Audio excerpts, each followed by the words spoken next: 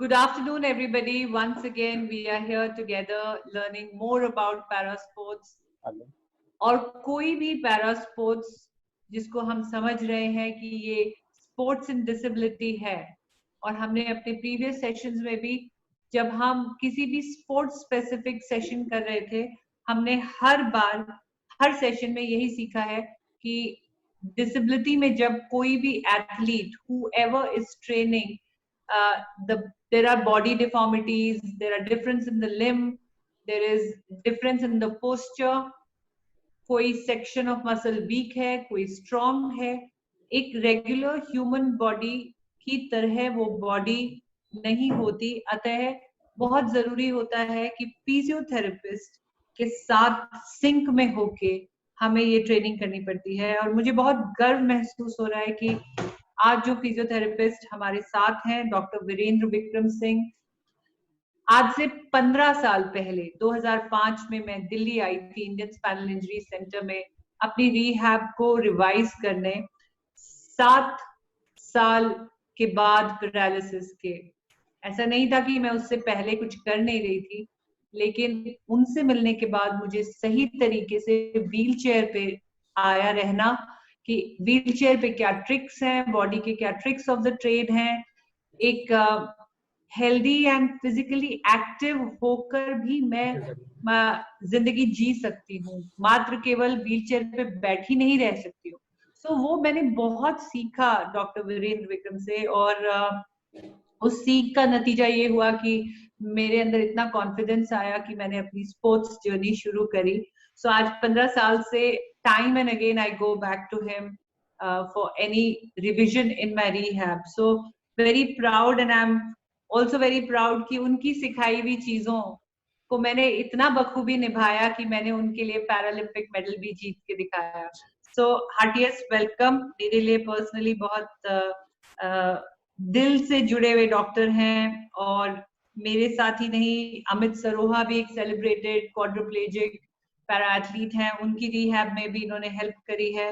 He is a master in physiotherapy, founder and director at Kusum Spine and Neuro Rehabilitation Center, which is in Basant Kunj, New Delhi. He has been coach to Delhi wheelchair basketball team for 2018, a coach to Uttar Pradesh team for 2017.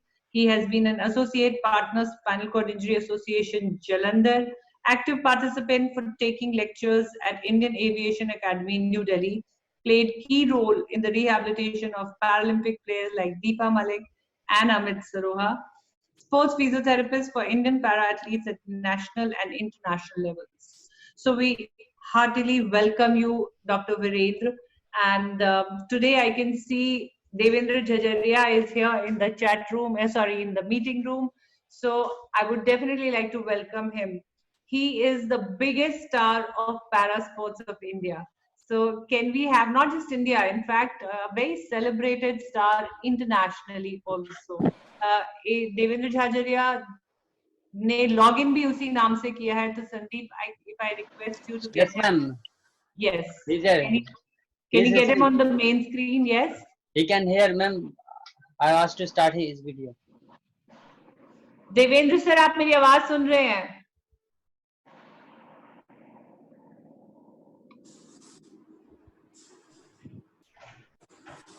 क्या audio unmute करेंगे Devendra? Audio unmute कर दिया मैंने उनका। वो है वहां पे? हाँ है, लेकिन वीडियो नहीं स्टार्ट कर रहे हैं।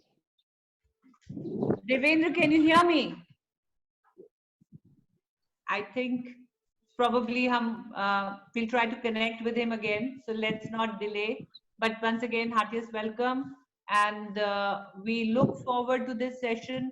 Personally, as a spinal cord injury person and also a person who lives on wheelchair, I am really looking forward to this session. Welcome, Dr. Virendra Vikram Singh. Over to you. Thank you, Deepa Malik ma'am. आपने मेरे introduction में इतना कुछ बोल दिया कि अब शायद मेरे पास कुछ है नहीं बोलने को। सबसे पहले मैं सबका वेलकम करना चाहता हूँ, और आईपीसी का खासकर कि उन्होंने मुझे इस लायक समझा कि इस प्लेटफॉर्म पे ला करके मेरी टॉक रखी। And I welcome Devendra Jhajharia ji, जिनका पैरा स्पोर्ट्स में बहुत बड़ा नाम है। जैसा दीपा मैम ने बोला. So I welcome you also sir.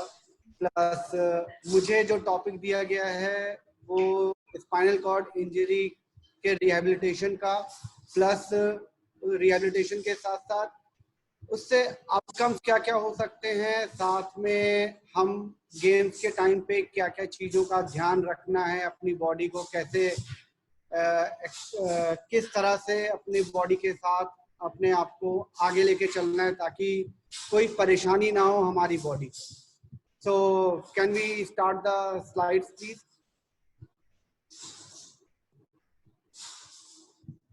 Sandy?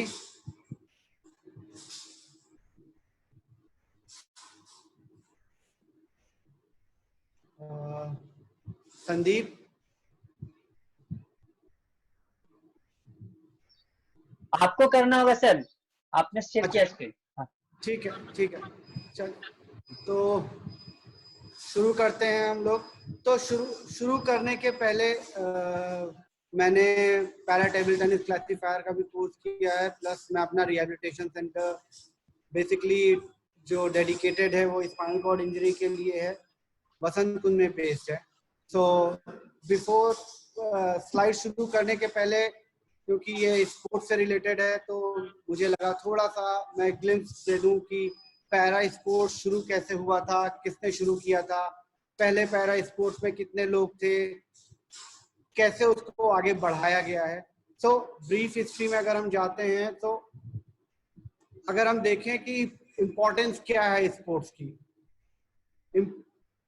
Importance ये है कि स्पोर्ट्स हमको एक कंपटीशन की भावना देता है जिससे हमारे अंदर इम्प्रूवमेंट आता है. हम अलग अलग तरीके से नए नए तरीके अपने बॉडी को स्ट्रेंथन करने का सोचते हैं, बहुत से सेक्रीफाइसेस करने पड़ते हैं.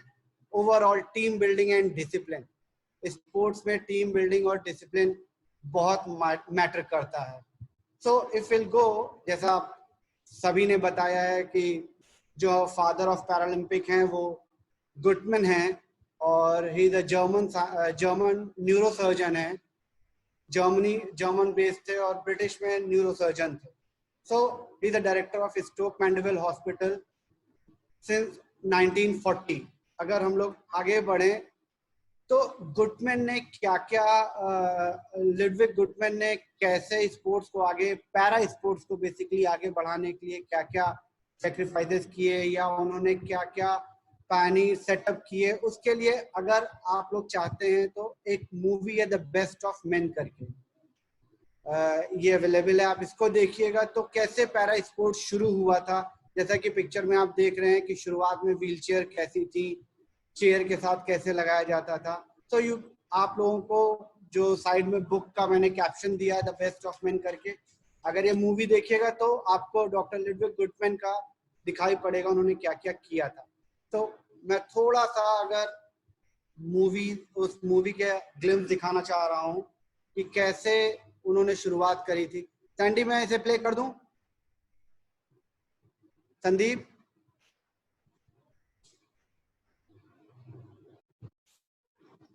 प्ले कर दिए सर.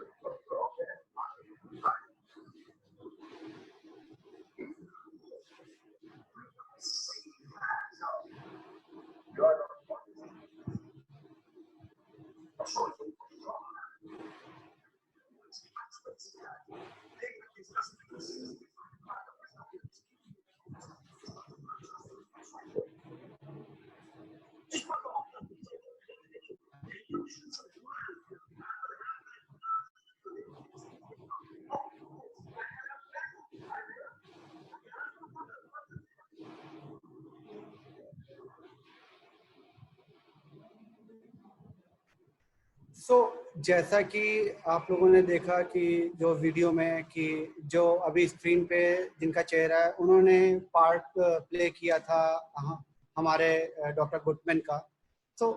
लोग तैयार नहीं हुए थे, लोग एक्सेप्ट नहीं कर रहे थे कि व्हीलचेयर में कोई गेम्स हो सकता है, लोग कैसे खेलेंगे, क्या खेलेंगे।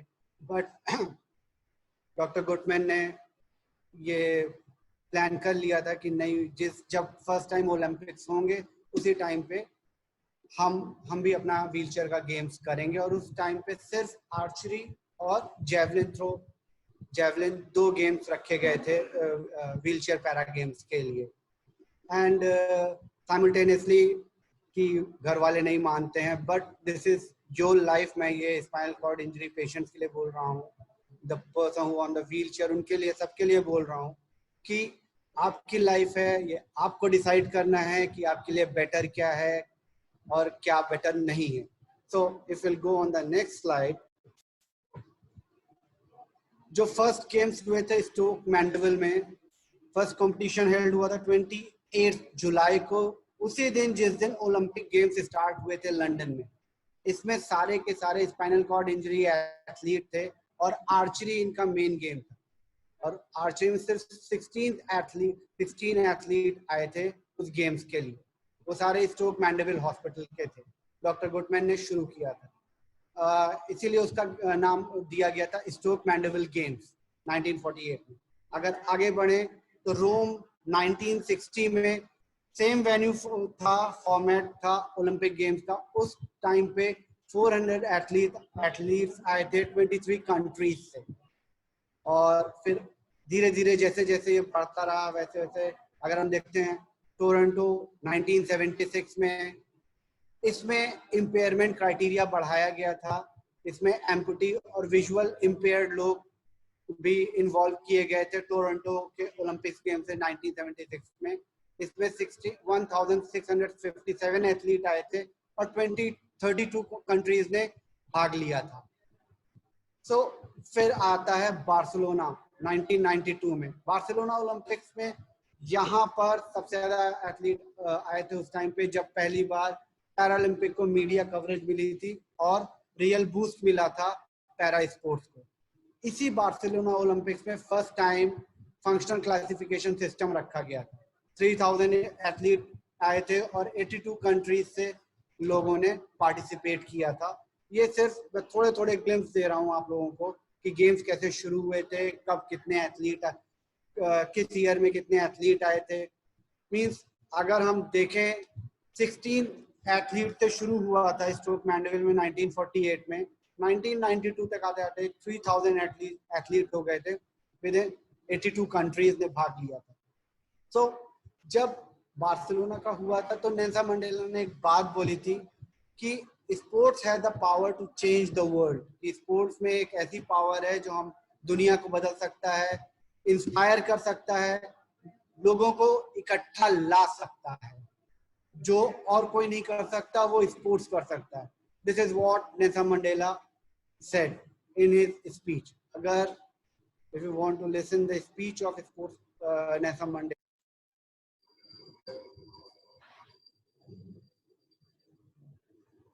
here is the speech of Nelson Mandela.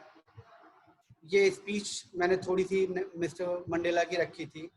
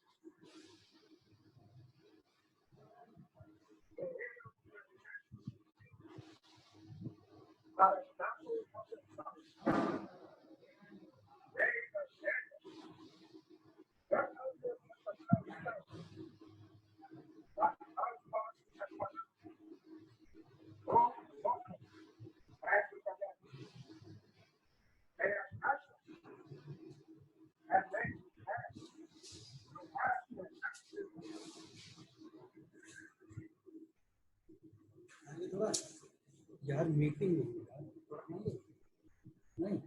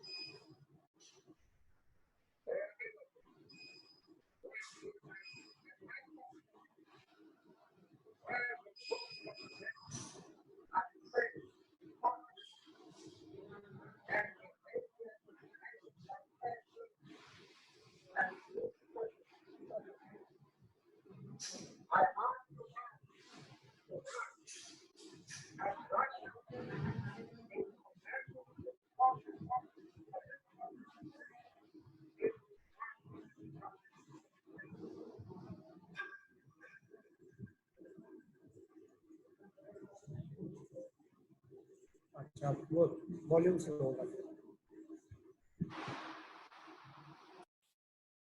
So this is a small glimpse कि पैरा स्पोर्ट्स कैसे शुरू हुआ, किसने शुरू किया, क्या क्या प्रॉब्लम्स आई थी, कैसे कैसे आगे बढ़ा, कब हम लोगों को मीडिया कवरेज मिली और पैरा स्पोर्ट्स आगे बढ़ता चला। नाउ अब मेरे टॉपिक पे आते हैं। What is spinal cord injury. Spinal cord injury को अगर हम लोग शॉर्ट में डिफाइन करें तो किसी भी स्पाइनल कॉलम पर या बोनी कॉलम या स्पाइनल कॉर्ड में डैमेज होने की वजह से स्पाइनल कॉर्ड इंजरी हो सकती है। स्पाइनल कॉर्ड इंजरी दो पार्ट में डिवाइड की जाती है, एक स्पाइनल कॉर्ड में या कॉम्बिनेशन ऑफ द स्पाइनल। अब अगर हम लोग देखते हैं स्पाइनल कॉर्ड इंजरी को कितने पार्ट में डिवाइड किया जाए, सो सर्वाइकल की 7 वर्टिब्रा होती हैं, थोरेसिक की 12, लंबर 5, सेक्रल 5 और फिर कॉक्सिक्स होती है जो आपस में फ्यूज रहती है, जिसे हम लोग टेल बोन भी बोलते हैं। तो अगर हमारे गर्दन पे चोट लगती है सर्वाइकल लेवल पे, तो हमारे ना हाथ चलते हैं ना पैर चलते हैं, जिसे कंप्लीट पैरालिसिस बोलते हैं। नेक के नीचे हमारा कोई पार्ट काम नहीं करता अगर C3 C4 पे अगर चोट लगती है किसी के स्पाइनल कॉर्ड पर। C4 के नीचे अगर लगती है, C6 पे लगती है, तो C6 में कुछ पार्ट्स काम करते हैं, कुछ पार्ट्स नहीं काम करते हैं। फिर वैसे ही C6 के नीचे आते हैं C7, 8, फिर T1, T2, जिसमें हमारे हाथ वगैरह काम करते रहते हैं, सही से काम करते हैं। C2 से लेकर के C7, C8 तक की अगर नर्व इंजरी होती है, तो उसमें हमारे C6 तक के, तो उसमें हमारे ना हाथ काम करते हैं, ना बाइसेप्स काम करता है, ना ट्राइसेप्स काम करता है, सिर्फ शोल्डर हम लोग अच्छे से मूव कर सकते हैं। C7, 8 में अगर लगती है तो हमारे रिस्ट के मूवमेंट कुछ बचते हैं और फिंगर्स के कुछ मूवमेंट बचते हैं। ऐसे ही C6, C7 के नीचे अगर इंजरी होती है तो हमारे हाथ के मूवमेंट बचते हैं, T1 से लेकर के नीचे तक के, जिसे हम लोग पैराप्लीजिया बोलते हैं। बेसिकली हम लोग उसे हाई पैराप्लीजिया बोलते हैं। ऐसे ही लोअर पैरा में अगर आते हैं तो T6 या D6 हम लोग थोरेसिक भी बोल सकते हैं, थोरेसिक वर्टिब्रा बोल सकते हैं और डॉर्सल वर्टिब्रा भी बोल सकते हैं। कुछ लोग T6 बोलते हैं, कुछ लोग D6 बोलते हैं। ऐसे ही अगर लंबर लेवल पे लगती है तो उसे हम लोग लोअर लेवल पैराप्लीजिया बोलते हैं। अब स्पाइनल कॉर्ड इंजरी दो पार्ट में डिवाइड करी गई है, एक कंप्लीट, एक incomplete. Complete spinal cord injury basically होती है जिसमें हमारा ना सेंसेशन रहता है, ना ब्लैडर बाउल रहता है, हम लोग का हीट का सेंसेशन, कोई सेंसेशन बचता नहीं है। और इनकम्प्लीट होती है जिसमें कुछ हमारे सेंसेशन रह जाते हैं, और बेसिकली हम लोग जिसमें ब्लैडर एंड बाउल का इन्वॉल्वमेंट रहता है उसमें हम लोग कहते हैं वो कंप्लीट इनकम्प्लीट इंजरी है। सो अगर हम लोग फंक्शनल एक्सपेक्टेशंस देखते हैं लेवल ऑफ इंजरी के अकॉर्डिंगली कि इस लेवल पे चोट लगी है तो कौन कौन सी मसल हमारी बचेंगी और काम करने लायक होंगी। तो अगर C1 से लेकर के C3 लेवल तक की सर्वाइकल वर्टिब्रा पे चोट लगती है, C1 से C3 तक की, तो उसमें हमारी नेक मसल जो है वो बची रहती हैं ताकि हम लोग शोल्डर मूवमेंट कर सकते हैं। थोड़ा सा पैरास्पाइनल मसल जो हमारे स्कैपुला के ऊपर होती हैं वो बचती हैं ताकि हम लोग थोड़ा सा शोल्डर को आगे पीछे मूव कर सकें, राइट, और नेक मूवमेंट पूरा रहता है। ऐसे ही अगर हम लोग C4 पे अगर किसी को चोट लगती है, सर्वाइकल वर्टिब्रा C4 पे अगर स्पाइनल कॉर्ड इंजरी होती है, तो हमारी जो ट्रेपीजियस मसल है और रेस्पिरेटरी मसल धीरे धीरे जो है काम करने लगती है। बेसिकली जो हमारी C4 है वो हमारे रेस्पिरेशन को भी, जो हमारा डायफ्राम है उसको भी सप्लाई करती है। तो जो C1 से लेकर C4 C5 तक की लेवल ऑफ इंजरी वाले होते हैं उनको ब्रीदिंग प्रॉब्लम बहुत आती है। उनको अगर ज्यादा स्ट्रेस, वो प्रॉपरली ब्रीदिंग प्रॉब्लम आती है। तो C4 लेवल की इंजरी वालों को हम लोग को ये देखना रहता है कि ब्रीदिंग प्रॉब्लम ना हो। अब आते हैं C5 लेवल पे। C5 बेसिकली हमारे शोल्डर मसल जो है बच जाते हैं, उसमें हम लोग अगर स्ट्रेंथनिंग कराते हैं शोल्डर मसल स्ट्रांग होने लगते हैं, एल्बो बाइसेप्स मसल थोड़े थोड़े आने लगते हैं, ट्राइसेप्स उतना अच्छा नहीं आता है, राइट। फिर आते हैं हम लोग सर्वाइकल पे C6 लेवल ऑफ इंजरी पर। C6 लेवल ऑफ इंजरी पर हमारा कुछ पार्ट ऑफ हमारे जो चेस्ट की मसल होती है वो बच जाती है, पार्शियल लॉस होता है उसमें। जो हमारी लेटिसमस मसल होती है जिसे हम लोग बॉक्सर मसल बैलेंस अच्छा होता है, इसीलिए इसे लोअर लेवल पैराप्लीजिया कहते हैं। सो अब अगर देखा जाए तो सर्वाइकल लेवल बेसिकली हम लोग कहते हैं क्वाड्रिप्लीजिया, जिसमें ना हाथ काम करता ना पैर काम करता है। थोरेसिक लेवल पे आते हैं T1 to T12 लेवल पर। आते हैं T6 लेवल पे तो उसे हाई लेवल पैराप्लीजिया कहते हैं, जिसमें एब्डोमिनल मसल्स बहुत अच्छे से काम नहीं करती हैं। और उस फिर T7 या T8 से L1 L2 तक आते हैं, तो कुछ T7 टू T12 हमारे कुछ पार्ट्स ऑफ एब्डोमिनल मसल्स काम करते हैं। उसके बाद अगर हम लोग T12 के लंबर लेवल से L1 से आते हैं और L5 तक जाते हैं, तो हमारा लोअर एब्डोमेन भी काम करता है, टॉर्सो बैलेंस अच्छा हो जाता है। हमारा जो थोरैसिक वर्टिब्रा है उसमें टॉर्सो बैलेंस बहुत अच्छा नहीं होता, बहुत खराब भी नहीं होता, बहुत अच्छा भी नहीं होता। सर्वाइकल लेवल पे क्वाड्रिप्लीजिया में ना टॉर्सो बैलेंस रहता है, ना अपर बैलेंस रहता है, ना एब्डोमेन रहता है, ना चारों पार्ट काम करते हैं। तो ये एक छोटा सा लेवल ऑफ इंजरी। बट अगर आप रिहेबिलिटेशन करिएगा तो एक हाई लेवल पैराप्लीजिया भी अगर अच्छे से रिहेबिलिटेट करता है या स्ट्रेंथनिंग प्रोटोकॉल अच्छे से करता है, तो उसको कोई ये नहीं कह सकता है कि इसके स्ट्रांग नहीं हो सकता, अच्छा नहीं हो सकता। बैलेंस हम लोग हाई लेवल पैरा का भी स्ट्रांग कर सकते हैं due to by doing the rehabilitation and exercises, वो जो कि मैं आपको बाद में दिखाऊंगा। अगर आगे चलते हैं, so these are the small photos of the exercises की जो क्वाड्रिप्लीजिया है वो आपका जो ये पेग बोर्ड्स हैं उसमें हैंड फंक्शन की कोशिश कर रहा है, और क्वाड्रिप्लीजिया के लिए ये थेराट्यूब से स्ट्रेंथनिंग हम लोग कर सकते हैं अपर लिम्ब की। जो आप एक स्टूल पे बैठे हुए देख रहे हैं, ये एक लोअर लेवल पैराप्लीजिया है, इसके पैर बिल्कुल काम नहीं करते, और इसका हम लोग अपर लिम्ब की स्ट्रेंथनिंग और बैक की स्ट्रेंथनिंग करवा रहे हैं। This is how we are doing the strengthening. Hydrotherapy plays very important role. ये रिलैक्सेशन देता है, मसल जिनकी स्पेसिफिसिटी होती है उनको स्पेसिफिसिटी रिड्यूस करने में भी हेल्पफुल होता है। फिर आप एक तरफ देख रहे होंगे स्टैंडिंग, कि हम एक जगह एक बंदा खड़ा है, वो ओ फ्रेम पे, जिसे हम लोग स्टैंडिंग फ्रेम कहते हैं। स्टैंडिंग फ्रेम पे खड़ा होना इसलिए इम्पोर्टेंट है क्योंकि ये हेल्प करता है आपके ब्लड सर्कुलेशन को इम्प्रूव करने में, आपके स्पास्टिसिटी को रिड्यूस करने में, आपका जॉइंट प्रोप्रियोसेप्शन इम्प्रूव करने में, प्लस आपके अपर बॉडी के बैलेंस करने में इम्प्रूव करता है। सो ये छोटे छोटे हैं। फिर एक नीचे मैट एक्सरसाइजेज हैं जिसमें एक बंदा नीचे बेड से बाहर निकल के पुशअप मार रहा है। ये भी एक हाई लेवल पैराप्लीजिया है जो कि पुशअप करके अपने अपर लिम्ब को स्ट्रॉन्ग कर रहा है। So what's the role of physical therapist? Physical therapist जो है बहुत इंपॉर्टेंट रोल प्ले करता है। अभी तक हमने जितनी बात करी वो अकॉर्डिंग टू जो आपको इंजरी लेवल है, उस इंजरी लेवल पे क्या एक्सपेक्टेशन हो सकती है, क्या क्या चीजें आ सकती हैं आपकी। लेकिन अगर आप अच्छे से रिहेबिलिटेशन करिएगा, proper strengthening, advance level of rehabilitation करिएगा, तो आप अभी आगे फोटो दिखाएं जिसमें आप बहुत कुछ अचीव कर सकते हैं।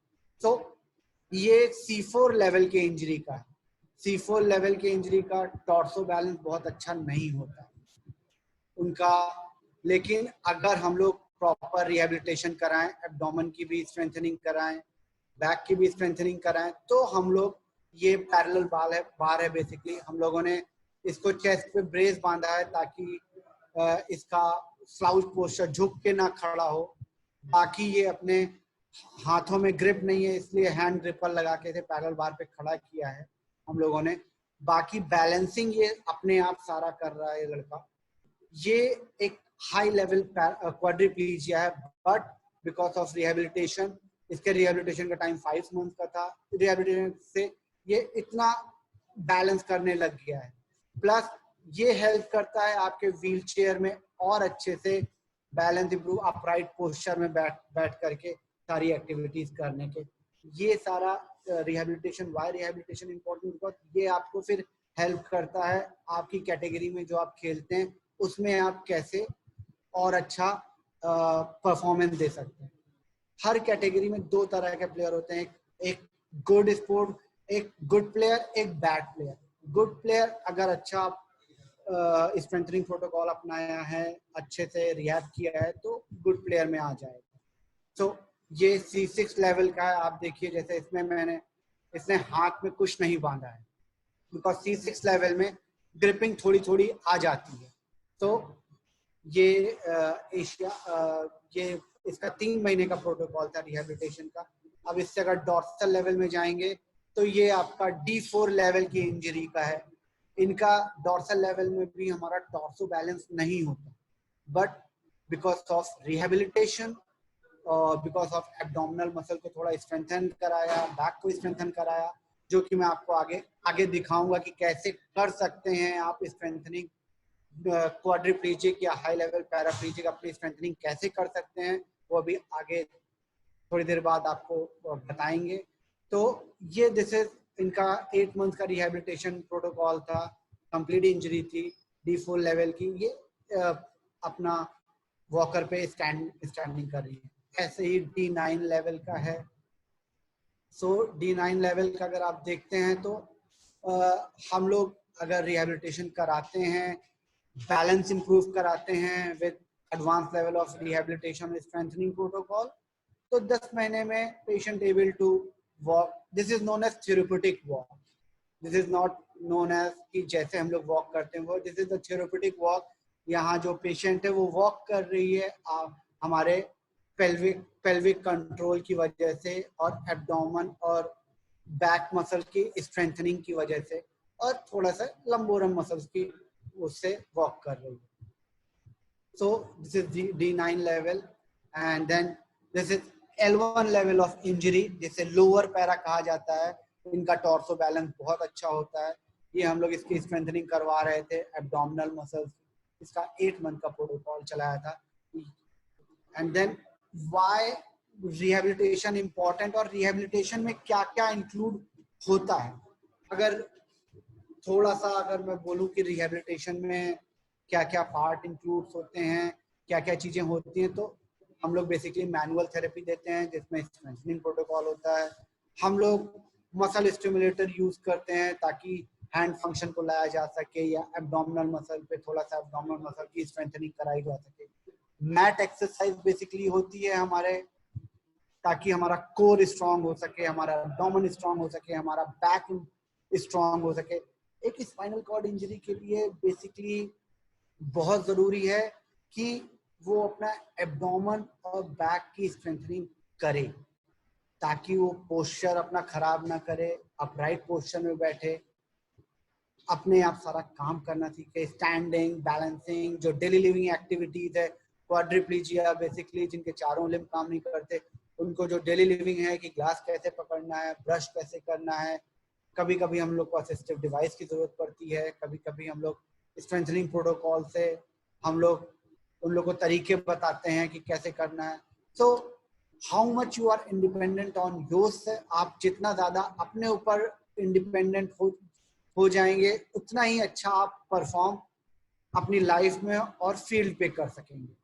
गेम्स और रिक्रिएशन एक बहुत इम्पोर्टेंट पार्ट है रिहेबिलिटेशन का। ये हेल्प करता है, जैसे मैंने पहले बताया था, टीम बिल्डिंग के लिए कि कैसे टीम बिल्डिंग कैसे करते हैं। प्लस ये हेल्प करता है आपका बैलेंस इंप्रूव करने के लिए, आपके रेंज ऑफ मोशंस को इंक्रीज करने के लिए। एक्सरसाइज जरूरी क्यों है? ताकि जो आपके बचे हुए जॉइंट्स हैं उसमें टाइटनेस ना आए, कोई परेशानी ना हो और रेंज ऑफ मोशन मेंटेन रहे, मसल की जो आपकी टोन है वो मेंटेन रहे। ये सारी इसलिए रिहेबिलिटेशन और एक्सरसाइज इंपॉर्टेंट है। Now the most important part की जिनको स्पाइनल कॉर्ड इंजरी होती है उनको प्रॉब्लम्स क्या क्या होती है, उनको इन चीजों को, जितने भी स्पाइनल कॉर्ड इंजरी के पेशेंट्स हैं, इन चीजों का बहुत ध्यान रखना होता है कि ऑटोनोमिक डिसरिफ्लेक्सिया क्या है। ऑटोनोमिक डिसरिफ्लेक्सिया क्या? ऑटोनोमिक डिसरिफ्लेक्सिया बेसिकली आपका ब्लड प्रेशर ऊपर नीचे होता है तो प्रॉब्लम आती है, जिससे चक्कर आते हैं और आंखों के सामने अंधेरा आने लगता है। ऑटोनोमिक डिसरिफ्लेक्सिया के कई कारण होते हैं। अगर टाइट क्लोथिंग पहने, कपड़ा बहुत टाइट है, उसकी वजह से हो जाता है।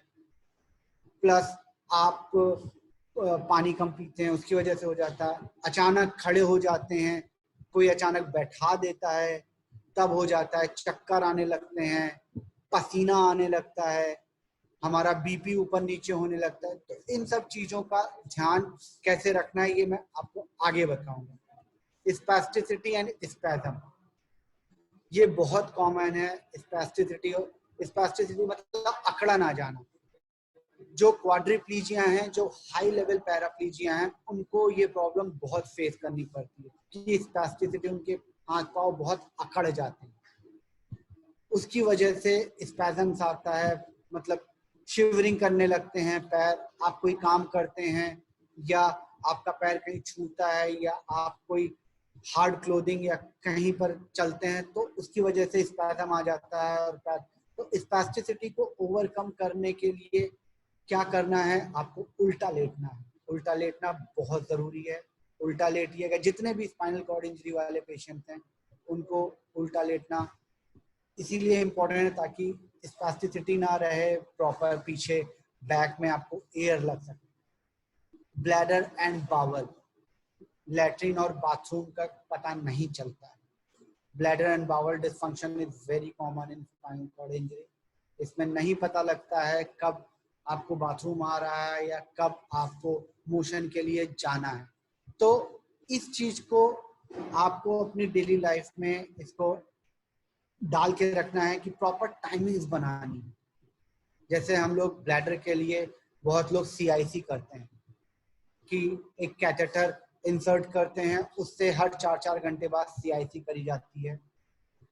वो करना हर 4 घंटे बाद, 4.5 घंटे बाद बहुत ज़रूरी है। अगर आप नहीं करिएगा तो ब्लैडर में इरिटेशन होगा, ब्लैडर में इरिटेशन होगा तो इसकी वजह से भी आपको ऑटोनॉमिक डिस्ट्रक्शन हो सकता है और चक्कर आ सकते हैं। तो बावल ट्रेनिंग करनी पड़ती है। बावल ट्रेनिंग मतलब आप बॉडी को जिस तरह बनाएंगे बॉडी उस तरह बनती चली जाएगी।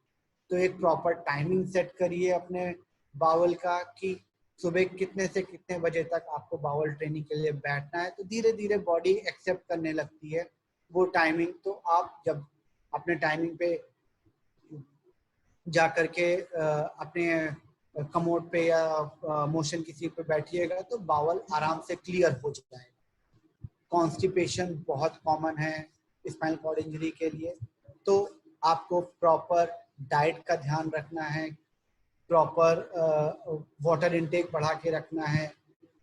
जो हाई लेवल जो क्वाड्रिप्लीजिया हैं वो क्या कहते हैं, दवाइयाँ लेते हैं, कुछ सिरप वगैरह लेते हैं ताकि लूज हो सके, मोशन बहुत ज़्यादा टाइट ना हो। तो इन सब का ध्यान हम लोग को रखना पड़ेगा।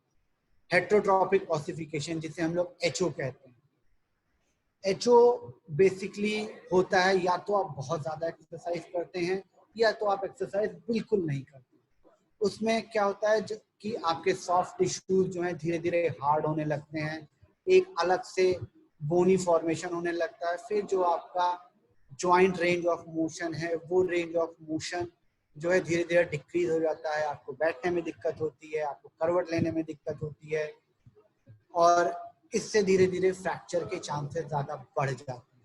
तो proper range of motion exercise या प्रॉपर पैसिव मूवमेंट करना स्पाइनल कॉर्ड इंजरी के लिए बहुत ज़रूरी है। इसके साथ साथ बॉडी टेम्परेचर रेगुलेशन। इसमें बॉडी स्पाइनल कॉर्ड इंजरी में बॉडी का टेम्परेचर बहुत अप डाउन होता है। बहुत लोगों को क्वाड्रिप्लीजिक पेशेंट्स को ठंडी बहुत लगती है या हाई लेवल पैरा को देखिएगा ठंडी बहुत लगती है या गर्मी बहुत लगती है। तो बॉडी रेगुलेशन जो टेम्परेचर वो खराब हो जाता है। तो हम लोगों को बहुत ज़्यादा हीट में भी नहीं जाना और बहुत ज़्यादा ठंडे में भी नहीं जाना। सो टेम्परेचर हम लोग को मेंटेन करके रखना, बहुत डायरेक्ट सनलाइट में नहीं जाना है। Pressure source one of the important aspect, जो बहुत इंपॉर्टेंट एस्पेक्ट है हमारा स्पाइनल कॉर्ड इंजरी का, कि प्रेशर सोर्स को कैसे, प्रेशर सोर्स के लिए हम लोगों को क्या क्या चीजें ध्यान रखना। प्रेशर सोर्स बेसिकली जहाँ जहाँ आपका बॉडी वेट ज्यादा पड़ता है, जैसे कंधे हो गए, आपका हमारी सीट बोन हो गई, सेक्रम पेल्विक एरिया हो गया, हील हो गया या कंधे के नीचे या हिप जॉइंट हो गया, हमेशा पोजीशन बदलते रहना है ताकि सोर ना हो,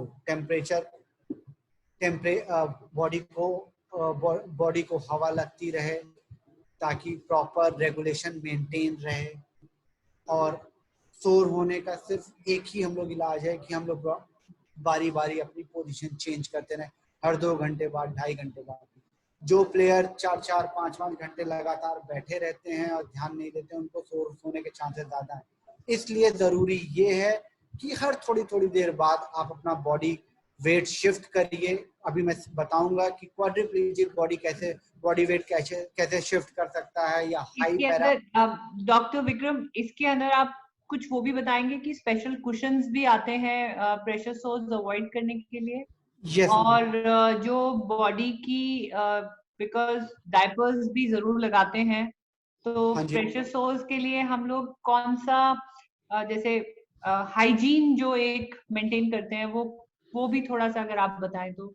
डेफिनेटली मतलब स्किन को ड्राई रखना है या पाउडर करना है? वो एक्चुअली मैंने नेक्स्ट स्लाइड में डाला था ये चीज कि आप लोगों को क्या। जी ओके, प्लीज गो अहेड। तो प्रेशर सोर बेसिकली वही है कि जहाँ ज्यादा बॉडी वेट पड़ता रहता है, धीरे धीरे करके वहाँ की स्किन में रैश आता है, फिर कटने लगती है, फिर वो बिकॉज उसमें हीलिंग प्रॉपर नहीं होती है, इसलिए वो डीप होता चला जाता है।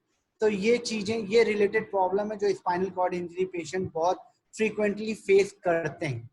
सो अगर हम लोग आगे बढ़ते हैं तो हम लोगों को किस किस चीजों का ध्यान रखना है या क्या क्या चीजें करनी है ड्यूरिंग प्रैक्टिस या टूर्नामेंट के टाइम पर।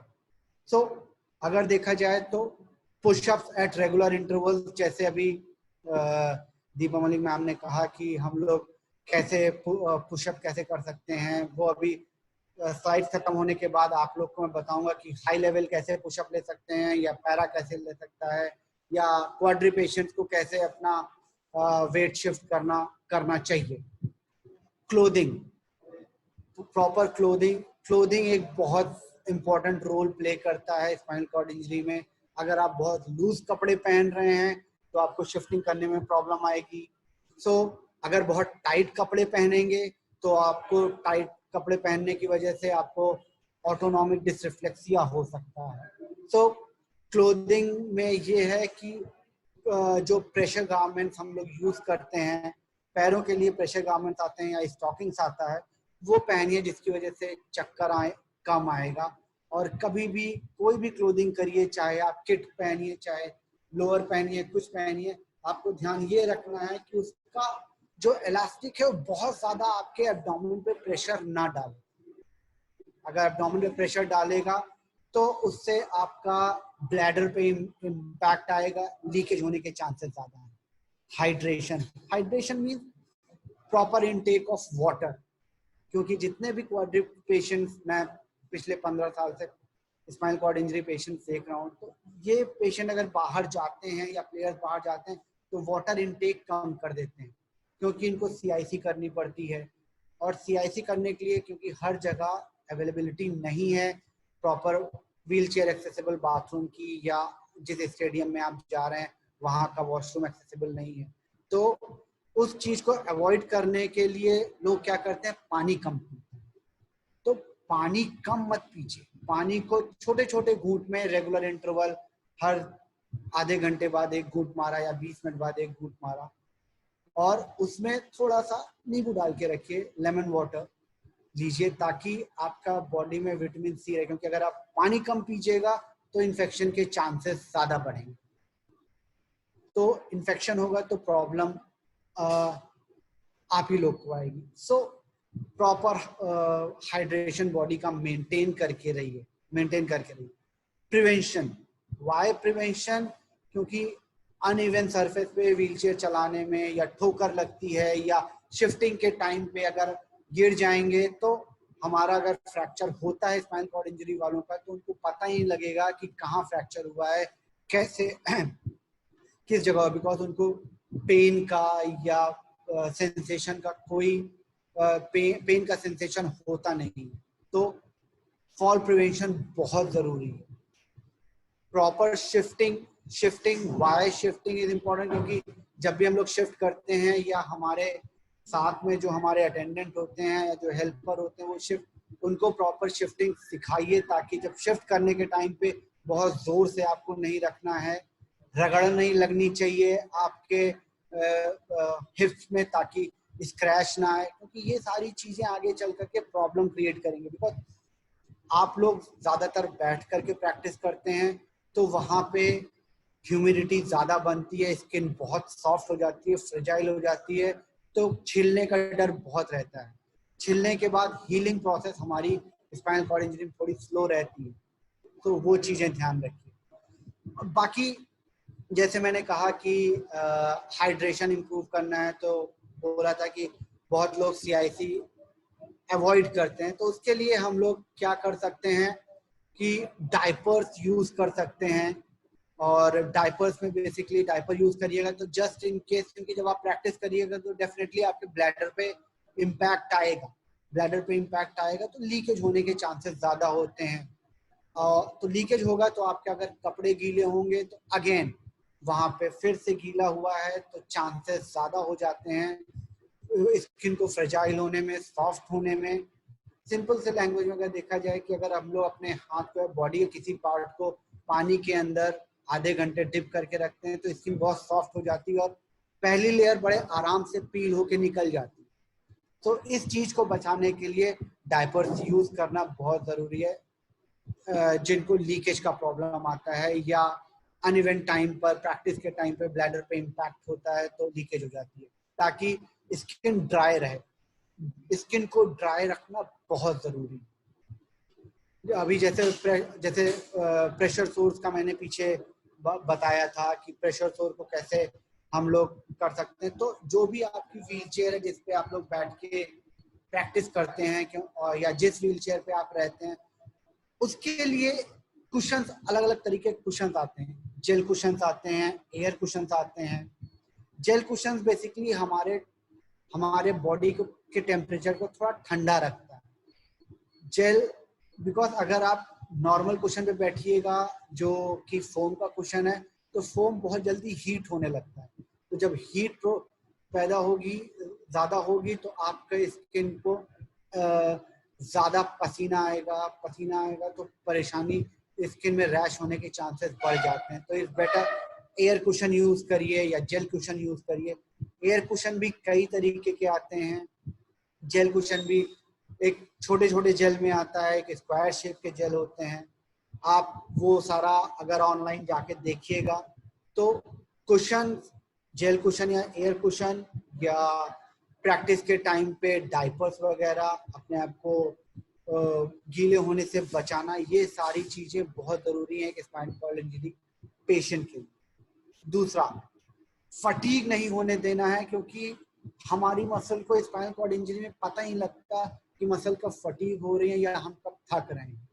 सो द थिंग इज कि हमको फटीग होने से अपने आप को बचाना है। ओवरडू कुछ नहीं करना है, ओवर स्ट्रेचिंग नहीं करनी है, बहुत ज्यादा स्ट्रेंथनिंग मतलब ज्यादा अच्छा करने के चक्कर में बहुत ज्यादा वेट नहीं। वेट धीरे धीरे अपने कोच से बात करिए, अपने थेरेपिस्ट से बात करिए, उससे बात करके धीरे धीरे आप वेट बढ़ाइए। और प्रॉपर बॉडी रेस्ट, बॉडी को रेस्ट देना बहुत जरूरी है। अगर बॉडी को, क्योंकि स्पाइनल कॉर्ड इंजरी में बॉडी को रिकवर होने में कम से कम 2 दिन लगता है। अगर आप 5 से 6 दिन प्रैक्टिस कर रहे हैं, या कुछ प्लेयर्स ऐसा करते हैं कि जो नए प्लेयर नया शुरू करते हैं, वो 6-6, 7-7 दिन प्रैक्टिस करते रहते हैं, ये गलत है। हफ्ते में 4 दिन अगर आप प्रैक्टिस कर रहे हैं अच्छे से, तो 2 दिन कंप्लीट बेड रेस्ट दीजिए अपने आप, ताकि आपकी मसल जो है वापस अपना स्ट्रेंथ रीगेन कर सके। आप अगर ज्यादा उनको प्रैक्टिस कराइएगा, ज्यादा वेट उठाइएगा या लंबे लंबे पीरियड के लिए प्रैक्टिस करते रहिएगा, उससे बॉडी में सोरनेस आएगी, फटीग आएगा, जिससे आपके इंजरी के चांसेस बहुत ज्यादा बढ़ जाते हैं। जैसे अगर एग्जांपल दूं तो अगर एक क्रिकेटर को लिया जाए, एक बॉलर को लिया जाए, एबल बॉडी को, जो पेस बॉलर होते हैं उनको शोल्डर इंजरीज बहुत ज्यादा होती है। क्यों होती है? क्योंकि वो रिपीटेटिव उस पे अपने लगातार उन पे शोल्डर को यूज करते रहते हैं, धीरे धीरे रप्चरिंग होनी शुरू हो जाती है। स्पाइनल कॉर्ड इंजरी में ये चीजें पता नहीं लगती। सो इन चीजों को ओवरकम करने के लिए 4 दिन, जैसा आपका कोच आपका शेड्यूल बनाएगा, आपका कोच या आपका थेरेपिस्ट जो आपके साथ ग्राउंड पे काम करता है शेड्यूल बनाएगा, उनके हिसाब से काम करें। जितना वेट बोले, जितना थ्रो करने को बोले, वो सब करिए। अदरवाइज अगर इंजरी हो जाएगी तो अगेन स्पाइनल कॉर्ड इंजरी में रिकवरी बहुत स्लो होती है। कोई भी इंजरी हो जाए, वेदर अगर आपको फ्रैक्चर हो गया तो जो एक नॉर्मल भी ह्यूमन बीइंग को डेढ़ महीना लगता है हील करने में, एक स्पाइनल कॉर्ड इंजरी को कम से कम 2.5 से 3 महीना लगता है फ्रैक्चर हील होने के लिए। सो ये सारी चीजें आपको बहुत जरूरी हैं ध्यान में रखना। अब आते हैं हम लोग एक्सपोजर टू एक्सट्रीम टेम्परेचर्स। बहुत ज्यादा एक्सपोजर टेम्परेचर में होगा, जैसे क्वाड्रिप्लेजिक जो पेशेंट होते हैं उनको गर्मी से ऑटोनॉमिक डिसरिफ्लेक्सिया हो जाता है, चक्कर आने लगते हैं, या ह्यूमिडिटी ज्यादा होती है, क्योंकि क्वाड्रिप्लेजिक पेशेंट जिनके हाथ पैर काम नहीं करते वो स्वेटिंग नहीं करते हैं, उनका बॉडी का जो टेम्परेचर रेगुलेशन है वो काम नहीं करता। सेम कंडीशन हाई लेवल पैराप्लीजिया में भी होती है, इनका बॉडी रेगुलेशन काम नहीं करता है। तो इन सबको एक्सट्रीम हीट में जाने से बचाना है। आप बेसिकली ये जो मैं अभी बताने जा रहा हूँ ये क्वाड्रिप्लेजिक के लिए है जिनके हाथ पैर, और हाई लेवल पैराप्लीजिक के लिए है जिनका टॉर्सो बैलेंस बिल्कुल नहीं होता। आप लोगों को जो अपना प्रैक्टिस शेड्यूल है ऐसे बनाना चाहिए कि डायरेक्ट सनलाइट के कांटेक्ट में नहीं जाना। डायरेक्ट सनलाइट में अगर आप प्रैक्टिस करिएगा तो आप लोग को चक्कर आने के चांसेस बहुत ज्यादा होंगे, बॉडी बार बार ऑटोनॉमिक डिसरिफ्लेक्सिया में जाएगी। फिर आपको उससे ओवरकम करने के लिए again you have to go for 2 to 3 days of rest. So जब भी आप डायरेक्ट सनलाइट में जाते हैं तो ऐसी जगह प्रैक्टिस करिए जहां पे आपको शेड मिल सके, जहां पे आप प्रॉपर आपको ऊपर डायरेक्ट सनलाइट ना है या डायरेक्ट हीट ना लगे, ऐसी जगह।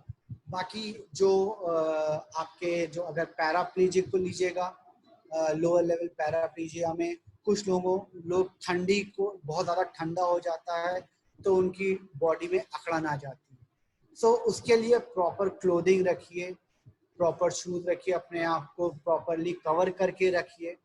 अगर एक्सट्रीम ठंडी जगह है तो अच्छे से ढक अपने आप को, जो आपके कपड़े हैं वो प्रॉपर होने चाहिए ताकि आपका बॉडी टेम्परेचर रेगुलेट हो सके, क्योंकि स्पाइनल कॉर्ड इंजरी में regulation of temperature will take time, बहुत टाइम लगाता है बॉडी टेम्परेचर मेंटेन होने में। जब भी आप कंपटीशन में जाते हैं जहाँ पे आपको पता है कि वहाँ का जो एनवायरनमेंट है या एटमॉस्फेयर है बहुत ठंडा है, तो स्पाइनल कॉर्ड इंजरी वाले को वहाँ पे एटलीस्ट 3 से 4 दिन पहले जा करके वहाँ के टेम्परेचर के हिसाब से अपने आप को एक्लिमेटाइज करना पड़ता है कि ताकि आप वहाँ के टेम्परेचर में खेलने के लायक आपकी बॉडी हो सके। तो उसके लिए आपको धीरे धीरे you have to get expose to the extreme temperature, right. बाकी सैंडी अगर किसी का कोई क्वेश्चन है तो मुझे बता देना। संदीप, मैं नोट कर रही हूँ, आप फिनिश करेंगे तो आई विल आस्क यू। ठीक है। प्रॉपर हाइजीन, लास्ट टॉपिक पे आते हैं, प्रॉपर हाइजीन। प्रॉपर हाइजीन में अगर हम आते हैं तो ये देखते हैं कि हमारा हाइजीन बेसिकली हम लोग को स्वेटिंग का देखना है, ब्लैडर बाउल का देखना है। अगर एक्सीडेंट हो जाता है तो हाइजीन कैसे मेंटेन करना है, जैसे मैंने बताया हम लोग को जिनका ब्लैडर बहुत रिफ्लेक्सिव ब्लैडर होता है उनको थोड़ा सा भी अगर ब्लैडर पे इम्पैक्ट आता है या झटका लगता है तो लीकेज होने के चांसेस ज्यादा होते हैं। लीकेज होगा तो कपड़े अगर गीले होते हैं तो फिर से अगेन आपकी स्किन पे रैश आना शुरू हो जाएगा। इसी के लिए आपको प्रॉपर डायपर यूज करना है, या बहुत लोग क्या करते हैं कि अपने जो व्हील चेयर है, व्हील चेयर का जो कुशन है उसके ऊपर अखबार रख लेते हैं। अपना अलग अलग तरीके, या आप जो ड्राई शीट्स होती हैं आप वो यूज कर सकते हैं। अगर आपको डायपर से रैशेज होते हैं तो ड्राई शीट्स यूज करिए ताकि वो सारा आपका वाटर एब्जॉर्ब कर सके। और पुशअप्स पुशअप्स बहुत इंपॉर्टेंट रोल प्ले करता है ताकि आपकी बॉडी पे टेम्परेचर ज़्यादा प्रेशर ज़्यादा ना पड़े, और अगर आप प्रैक्टिस करते हैं तो लगातार जब भी आप कोई मूवमेंट करते हैं तो रगड़ लगती रहती है हमारे हिप्स में लगातार, और बैठने की वजह से बहुत ज़्यादा वहाँ पे हीट जनरेट होता है जिसकी वजह से स्किन सॉफ्ट हो जाती है। तो हम लोग को थोड़े टाइम पे पुशअप लेना पड़ेगा ताकि वहाँ एयर लग सके, उसको थोड़ा एयर मिल सके और स्किन ड्राई हो सके। So these are the things which जो कि एक स्पाइनल कॉर्ड इंजरी पेशेंट्स को ध्यान रखना चाहिए at the time of competition and at the time of practice. Deepa ma'am, अगर आप बोलो तो थोड़ा सा स्ट्रेंथनिंग प्रोटोकॉल और शिफ्टिंग वगैरह कैसे करनी चाहिए वो। हम लोग वी आर एट 4 PM। अगर आप कोई डेफिनेटली कोई प्रैक्टिकल सजेशन आप देना चाहें तो यू आर मोस्ट वेलकम। हम लोग नॉर्मली 4:20 तक भी गए हैं अपने सेशंस में, so it is around 4 PM। हम डेफिनेटली वी हैव टाइम, आप बताएं। तो अगर जैसे मैंने कहा कि हर कैटेगरी में 2 तरह के प्लेयर होते हैं, एक गुड प्लेयर, एक बैड प्लेयर। अगर हम लोग प्रॉपर रिहेबिलिटेशन या प्रॉपर स्ट्रेंथनिंग कर लेते हैं तो आप अपनी ही कैटेगरी में टॉप पर और अच्छा परफॉर्म कर सकते हैं।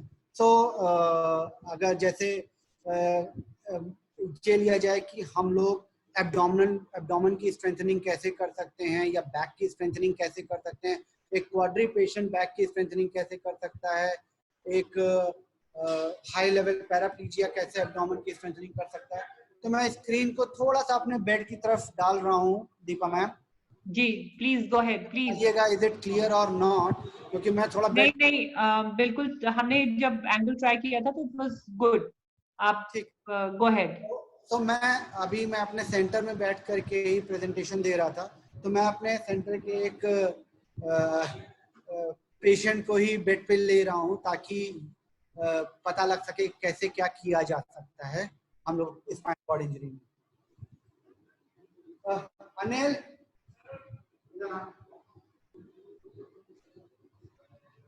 I think a practical demonstration is always good. जब तक हम खुद देख नहीं लेते तब तक भरोसा नहीं होता कि ऐसा कुछ हो सकता है। हाँ जी। So, अभी मैं जिनको ले रहा हूँ वो एक लोअर लेवल पैरा हैं, ये फुल ऑन रिहेबिलिटेट हो चुके हैं। इनका नाम सुखचैन है। ये मैम दिखाई पड़ रहा आपको? जी बिल्कुल। हाँ, Definitely. Can we go to the full screen, ma'am? Yes. Come to the full screen. ये आपका PPT ऑफ करेंगे तो हम आपको फुल स्क्रीन पे ले लेंगे। मैं कर देता हूँ मैं। आप कर दीजिए सैंडी, आप कर दीजिए। यस ठीक है, यस डन। तो ये एक तो D11 लेवल है जिसे हम लोग लोअर पैरा कहते हैं। तो फर्स्ट ऑफ ऑल शिफ्टिंग के लिए हम लोग क्या करते हैं, हम लोग डायरेक्ट शिफ्ट होने लगते हैं। तो can you shift from the other side of the bed? Bed की दूसरी तरफ से करेंगे तो विजुअल ज्यादा क्लियर आएगा। दूसरी साइड से करवा। हाँ जी। हम लोग क्या करते हैं शिफ्टिंग करते टाइम, उन्होंने व्हील चेयर का वो साइड भी ऊपर किया था। I think these are the tricks which are very important. Yes. तो हम क्या करते हैं बेसिकली, गलती कहाँ करते हैं कि हम लोग साइड रेस्ट हटाते हैं और शिफ्ट होने की कोशिश करते हैं, जिससे जो हमारे व्हील्स है हमारी व्हील चेयर के बारे हमारे हिप्स पे लगते हुए जाते हैं, जिससे रैशेस आने के चांसेस ज्यादा होते हैं। जी। या तो आपका पुशअप इतना हाइट पे होना चाहिए कि आप आराम से व्हील के ऊपर से आ जाइए, नहीं तो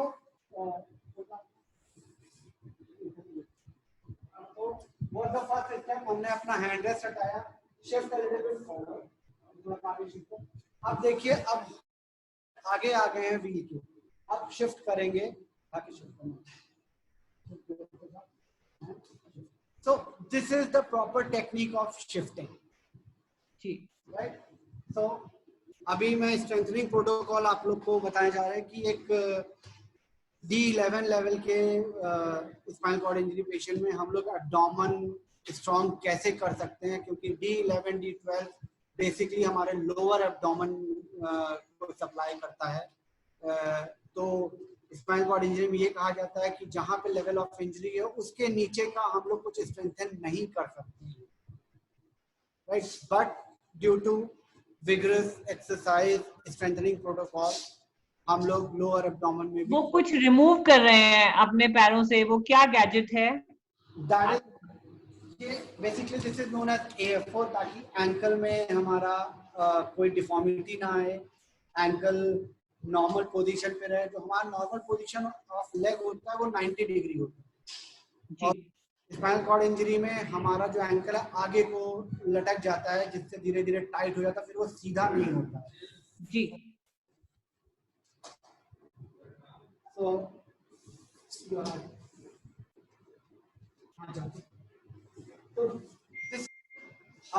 अब मुझे दोनों लेग्स में फर्क नजर आ रहा है। आई कैन सी ये लेग का जो पोजीशन है एंकल का, जो इस कैलिपर के अंदर है, वो अच्छा है। जी हाँ जी, ये अगर हम लोग जो जब भी एक्सरसाइज या जो भी पेशेंट है उनको हम लोग यूज करने को इसलिए कहते हैं ताकि हमारे एंकल का मूवमेंट मेंटेन रहे, नहीं तो जो हाइंड वाली जो नर्व है वो उसकी शॉर्टनिंग होने का डर रहता है, तो फिर sitting posture and shoe wearing में प्रॉब्लम आती है। राइट, इसीलिए हम लोग बेसिकली AFO कहते हैं कि AFO कहते हैं ने, ankle foot orthosis. Okay. Are they designed specifically to your leg or they are randomly available? हर पेशेंट हर स्पाइनल कॉर्ड इंजरी के पैर का साइज लेकर के कास्ट लिया जाता है POP से, उसके बाद कास्टिंग करने के बाद ये बनाया जाता है ताकि उसी के पैर के साइज का हो। यूनिवर्सल मैं देख रही हूँ कि इनका टॉर्सो बैलेंस बेटर है बिकॉज ये लो पैरा है, तो इनका थोड़ा सा थोरेसिक बैलेंस इज बेटर। हाँ, D11 लेवल है और ये कंप्लीटली रिहैबिलिटेटेड है मैम। जी अच्छा, हाँ रिहैबिलिटेटेड भी तो है। हाँ, कंप्लीटली रिहैबिलिटेटेड है। इसके बाद मैं जिसको लूंगा आपको दिखाऊंगा, एक L1 लेवल के इंजरी के पेशेंट है, उनका टॉर्सो बैलेंस इतना अच्छा नहीं है, वो अपराइट पोजीशन, क्योंकि उनका रिहैबिलिटेशन अभी पूरा नहीं हुआ। Okay okay.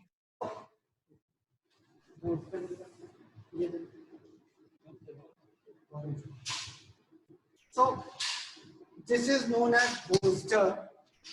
ये सर्कुलर होता है हम लोग स्पाइनल कॉर्ड इंजरी में। Are you able to hear me ma'am? हाँ जी बिल्कुल। आई विल टेल यू अगर नई आवाज आएगी तो। हम लोग एब्डोमिनल स्ट्रेंथनिंग कराने के लिए बोस्टर यूज करते हैं अलग अलग लेवल पे बैक के, ताकि थोड़ा सा एब्डोमिन स्ट्रॉन्ग हो।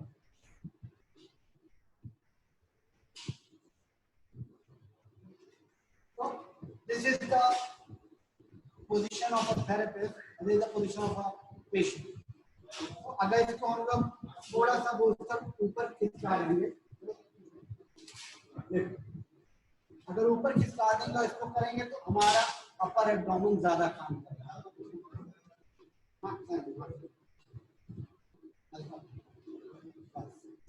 दिस राइट, और इसी बोस्टर को अगर हम लोग और नीचे डाल देते हैं तो हमारा होल एब्डोमेन काम करेगा, जिसमें लोअर एब्डोमेन भी काम करना शुरू कर देता है। इनिशियली ये नहीं होता था, तो धीरे धीरे असिस्टेंस के साथ हम लोग कराते हैं तो धीरे धीरे होने लगता है। तो जैसा मैंने कहा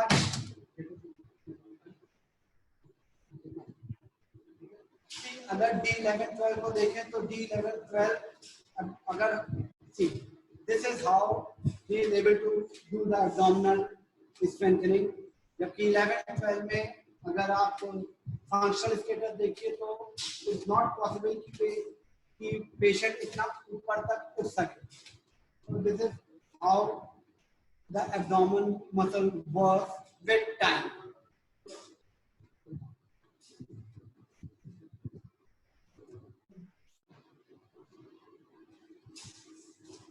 मेरे को आप जब कराते थे विक्रम, तब आपने मेरे को सजेस्ट किया था कि डंबल लेके करें, बिकॉज डंबल में अभी मैं बिना बॉडी बिना मेरे को बहुत स्ट्रेंज लगा था कि जब भी हाथ में 2 डंबल लेकर मैं आती हूँ तो मेरी बॉडी उठ जाती थी, और डंबल हटा देती थी तो मेरी बॉडी इस पोजीशन में उठती ही नहीं थी। बिकॉज जो हाई लेवल पैरा हैं, क्योंकि उनका टॉर्सो बैलेंस होता नहीं और एब्डोमिनल मसल बिल्कुल काम नहीं करते हैं, ना अपर एब्डोमेन ना लोअर एब्डोमेन। तो उसमें हम लोग डंबल हाथ में इसलिए देते हैं ताकि डंबल असिस्ट कर सके, बिकॉज डंबल में वेट होता है and when you move your hand up from back to forward, तो एक रिदमिक मोशन की वजह से आपकी बॉडी को सपोर्ट मिलता है ऊपर आने के लिए।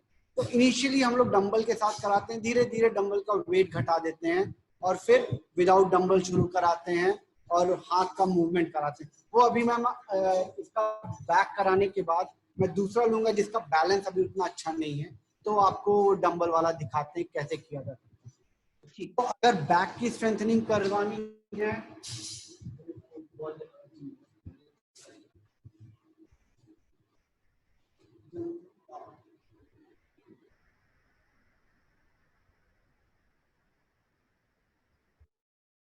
तो हम लोग मैट में क्वाड्रिपॉड पोजीशन बना के लेफ्ट और राइट में,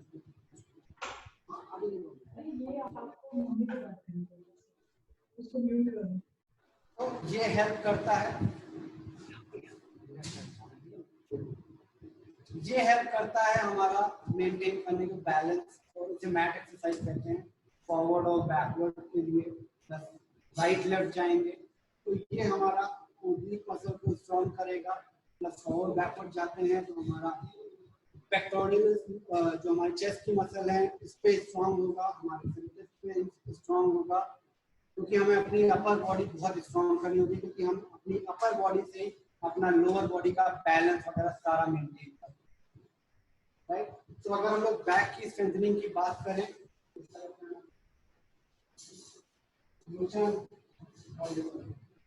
तो हम लोग नीलिंग कराते हैं पेशेंट को,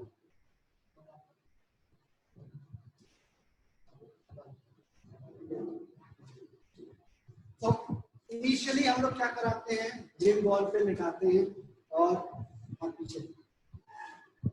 पीछे देते हैं, सिर्फ थोड़ा। तो अगर हम लोग थोड़ा थोड़ा उठाते हैं तो ये हमारी बैक मसल को स्ट्रेंथन करता है। देखो हम दिखाई पड़ रहा, बैक मसल को स्ट्रॉन्ग करता है। इसके साथ साथ हम अगर थोड़ा सा लेवल और ऊपर करते हैं तो हम लोग मिड बैक पर आ जाते हैं।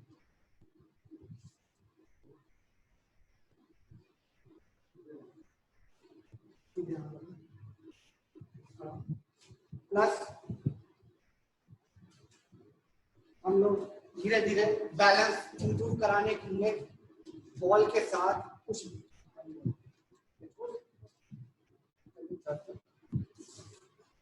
ये हेल्प करता है हमारा बैलेंस को और अच्छे से इंप्रूव करने के लिए।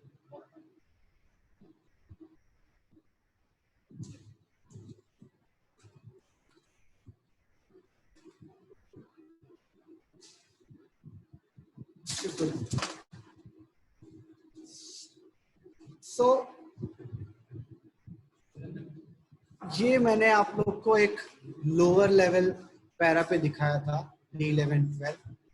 अभी अगर मैं एब्डोमिनल मसल की स्ट्रेंथनिंग की बात करूं तो यही रहना अभी जो क्वाड्री पेशेंट्स हैं, बेसिकली क्वाड्री पेशेंट्स पर अगर हम कर रहे हैं, क्योंकि उनका हाथ का भी मूवमेंट उतना नहीं आता है और एब्डोमेन मसल या चेस्ट मसल स्ट्रांग नहीं रहती हैं, तो उनको असिस्टेंस के साथ कराना पड़ता है। या हाई लेवल पैरा में अगर देखते हैं कि जो T1 T2 लेवल के हैं जिनका सिर्फ हाथ काम करता है लेकिन टॉर्सो बैलेंस बिल्कुल अच्छा नहीं होता हम लोग, बट रिस्ट ग्रिप अच्छी रहती है, तो उनके लिए हम लोग क्या करते हैं, इनिशियली विक्टर 2 डंबल दे दे,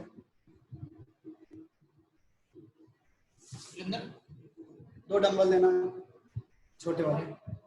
सो हम लोग इनिशिएट कैसे कराना, क्योंकि पहले दिन में ही आपका हल्के डंबल ला ठीक है, पहले दिन में ही हम लोग सारा का सारा एक दिन में करेंगे तो मसल फटीग में आ जाएगी। तो जो इनिशियली शुरू करना चाहते हैं, बोस्टर लिया,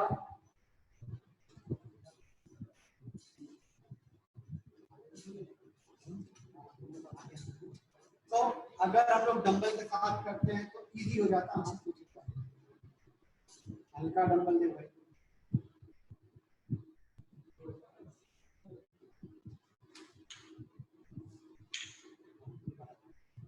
तो क्वाड्री पेशेंट में हाई लेवल पैरा में अगर पीछे से आगे लेकर आइए तो ये हेल्प करता है, डंबल का वेट हमें हेल्प करता है, असिस्ट करता है। तो धीरे धीरे हमारे अपर एब्डोमेन की मसल जो है एक्ट करने लगती है, फिर वो हेल्प करती है हमारा बैलेंस इंप्रूव करने में।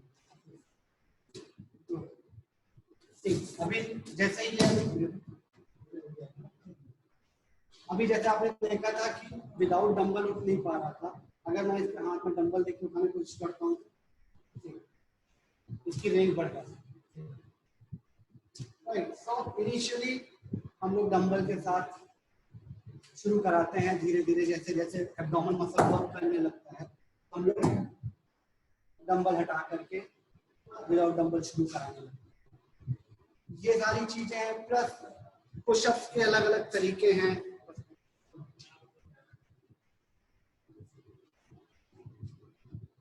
पुशअप्स के अलग अलग तरीके हैं, बेड से बाहर निकल के पुशअप कर सकते हैं, क्वाड्रिपॉड पोजीशन में पुशअप कर सकते हैं। तो प्लस अपर लिम्ब की स्ट्रेंथनिंग के लिए हम लोग सारे जितने प्लेयर्स हैं जिम वगैरह यूज करते हैं। अगेन स्ट्रेंथनिंग करनी है लेकिन ओवरडू कुछ मत करना, क्योंकि आपको आपकी मसल में कब इंजरी हो जाएगी, कैसे हो जाएगी, नहीं। अब आते हैं प्रिकॉशंस कि बॉडी में कोई डिफॉर्मिटी ना हो, कोई प्रॉब्लम ना हो। उसके लिए हम लोग को अपना पोस्चर चेक करना है। स्लाउच पोस्चर, ऐसे झुक करके नहीं बैठना है। जिसको झुकने की आदत है वो या तो बेल्ट लगा के अपराइट पोस्चर रखे, या अपने व्हील चेयर में पीछे के साइड एक छोटा कुशन रख ले लोअर बैक पर, ताकि थोड़ा सा बैक खींच के रहे और वो अपराइट पोस्चर में रहे। सैंडी, किसी का कोई क्वेश्चन आ रहा है? मैं वही ओपन हाउस करना चाह रही थी, if anybody has any questions, because we are coming towards the and.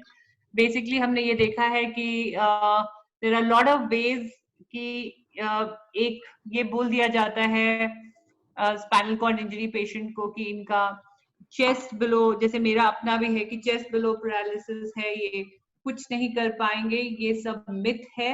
And मेरे जैसी भी अपनी ट्रांसफर्स खुद कर सकती है, जबकि छाती के निचला हिस्सा मेरा टोटली डेड है। एंड मैं डंबल्स भी करती हूँ, मैं थेराबैंड्स भी करती हूँ, मैं अपनी शिफ्टिंग भी करती हूँ, मैं अपना नहाना भी खुद कर सकती हूँ। सिर्फ placement of things and learning how to use the arms power and the body position and the assistive aids in the right manner. किसी का कोई क्वेश्चन है तो आप चैट बॉक्स में जरूर लिख सकते हैं। एक क्वेश्चन आया है, ऑफ कोर्स व्हीलचेयर से रिलेटेड भी मान लेते हैं इसको, कि please guide us which exercise is best for frozen shoulder. ये हरिंदर पाल जी पूछ रहे हैं। फ्रोजन शोल्डर के लिए बेसिकली आपको पहले ही किस एंगल में आपको पेन आ रहा है, या फ्रोजन शोल्डर में आपको किस वजह से फ्रोजन शोल्डर हुआ है, वो सब सर देखना पड़ेगा। उसके बाद ही, नहीं तो फ्रोजन शोल्डर में इसके लिए पर्टिकुलर आपको थेरेपिस्ट के पास जा करके या तो आप थोड़ा सा शोल्डर का मोबिलाइजेशन लीजिए, प्लस मोबिलाइजेशन के साथ साथ हाथ डैंगल करके थोड़ा सा शोल्डर का इनवर्ड एंड आउटवर्ड मूवमेंट कराइए विद वेट्स। तो डिस्ट्रैक्ट होगा थोड़ा सा जॉइंट, बट अगेन अगर प्रॉपर असेसमेंट किए फ्रोजन शोल्डर के लिए, मैं आपको ये कह दूं, फ्रोजन शोल्डर किस वजह से, whether it's soft tissue injury हुई थी, इसकी वजह से आपके सारे टिश्यूज हार्ड हो गए हैं, या आपका पर्टिकुलर कोई लेगामेंट या टेंडन पे प्रॉब्लम आई थी जिसकी वजह से आप धीरे धीरे, या आपको डायबिटीज की प्रॉब्लम है उसकी वजह से मूवमेंट हो, प्लस एज क्या है, ये सारी चीजें देखनी पड़ेंगी, उसके बाद ही मैं आपको फ्रोजन शोल्डर के बारे में कुछ बता पाऊँ।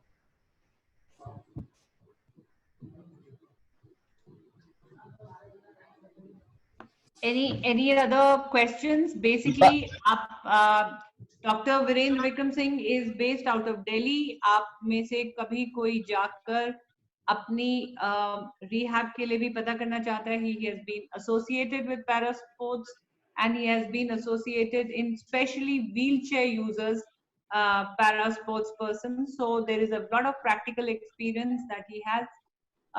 We will welcome your questions even after this. Ma'am, there is a question on our FB. The diapers are quite expensive, which cost about 50. Any cheaper alternative? He wants to know. The question is from Cecil Bhatnagar. Okay, so would you like to answer that? Ma'am क्या question था? Question था कि diapers काफी महंगे पड़ते हैं, तो उसका कोई चीपर ऑल्टरनेटिव है? चीपर ऑल्टरनेटिव जैसे मैंने बताया कि हम लोग जो क्या कहते हैं, एक ड्रॉ शीट यूज करते हैं, जिसमें आप जब हम लोग कपड़े चेंज करते हैं जो बेड पे बिछाई जाती है, जो बेसिकली आप देखो जब छोटे बच्चों को सुलाया जाता है तो एक ड्रॉ शीट नीचे डाल देते हैं कि अगर वो रात में क्या कहते हैं ब्लैडर एम्प्टी होता है या क्या कहते हैं आपको ये यूरिन बच्चों का निकल जाता है, तो बेड ना गीला हो या बच्चे ज्यादा देर तक गीले ना रहें, तो वो एक ड्रॉ शीट डालते हैं। तो आप ड्रॉ शीट भी यूज कर सकते हैं, प्लस आप कॉन्डम कैथेटर यूज कर लगा सकते हैं। कॉन्डम कैथेटर यूज करिए अगर आपको लीकेज की प्रॉब्लम है तो आपको उसकी भी एक प्रॉपर ट्रेनिंग सेशंस होते हैं। आप लोग कैथेटराइजेशन की एक ड्रिल होती है, फीमेल्स के लिए अलग होती है, मेल्स के लिए अलग होती है। तो आई थिंक वो यूरिन बैग आप यूज कर सकते हैं। एंड डेफिनेटली एक हमारा गूगल फॉर्म जो होता है उसका लिंक चैट बॉक्स में प्लीज डाल दीजिए सैंडी। गूगल फॉर्म जरूर भरें अपनी अटेंडेंस के लिए जिन्होंने पहले नहीं भरा है, और चैट बॉक्स में जरूर अपना नाम कमेंट। सॉरी बोलो मैम, मैंने एक सेल्फ केयर मैनेजमेंट पे अपनी पीपीटी में, मतलब जो KSNR की वेबसाइट है उस पर एक सेल्फ केयर मैनेजमेंट इन SCI करके एक बुक है जी। को अगर सेल्फ केयर मैनेजमेंट के बारे में पढ़ना है, whether it's pressure sore, whether it's sexuality, whether it's bladder bowel dysfunction, whether temperature control, body को कैसे ध्यान रखना है स्पाइनल कॉर्ड इंजरी को, तो वो साइट पर जाकर के उस बुक को डाउनलोड कर सकते हैं। That is free. जो हमारी एक बार आप वेबसाइट दोबारा बोल देंगे for everybody? www.ksnr.in। Okay, www.ksnr.in। इस पे जाके आप सेल्फ केयर की बुक को डाउनलोड कर सकते हैं, उसे पढ़ सकते हैं। या प्रेजेंटेशन में मैंने बता दिया है बुक, वो PDF कैसा है, तो आप डाउनलोड करके एक स्पाइनल कॉर्ड इंजरी वाले को अपना मैनेजमेंट खुद कैसे करना है उसके बारे में पूरी एक बुक है उस पर। क्योंकि मुझे लगता है जिस दिन मैंने अपना सेल्फ केयर सीखा, जिस दिन मैंने अपने ट्रांसफर्स के लिए अपने आर्म्स को मैंने स्ट्रॉन्ग किया, और जिस दिन सही तरीके के ट्रांसफर्स जब हम सीख जाते हैं तो हमें इंटरनेशनल ट्रैवल करना पड़ता है, स्पोर्ट्स के लिए नेशनल ट्रैवल करना पड़ता है, तो ट्रेन में शिफ्ट होना, प्लेन की सीट में शिफ्ट होना, कंपटीशन चेयर की सीट पे शिफ्ट होना, आई थिंक ये बहुत टेक्निक्स व्हीलचेयर की जरूरी है एक पैरा एथलीट ऑन व्हीलचेयर के लिए लर्न करने के लिए। So I am very sure that आज जो स्पाइनल कॉर्ड इंजरी लोग हैं जो ये समझते हैं कि हमारी बॉडी काफी ज्यादा पैरालाइज्ड है, जी नहीं, करेक्ट रिहैबिलिटेशन आपको बहुत कॉन्फिडेंस देगी और कंपटीशन की सारी जरूरतें आपकी बॉडी को प्रिपेयर करेगी, और आपका ब्लैडर बाउल मैनेजमेंट के लिए आपको प्रिपेयर करेगी। क्योंकि जब आप इन चीजों के ऊपर उठ जाएंगे तब आप अपनी एथलेटिक्स या अपनी जो भी स्पोर्ट्स आप परस्यू कर रहे हैं उसकी परफॉर्मेंस के लिए और कॉन्फिडेंटली तैयार हो जाएंगे। So that was a wonderful session and thank you doctor Virendra Vikram Singh. Tomorrow we will be talking about nutrition and Dr. Chirag Sethi will be talking about what to eat in what disability. कुछ athletes ऐसे हैं जो ज्यादा हिलजुल सकते हैं, कुछ seated wheelchair वाले हैं, हर एक की कैलोरी रिक्वायरमेंट अलग अलग होगी, तो उसके ऊपर हम लोग कल चर्चा करेंगे। और आप लोगों से we are going to meet again tomorrow at 3 p.m. See you all then. Bye bye. Good evening. Thank you. Bye.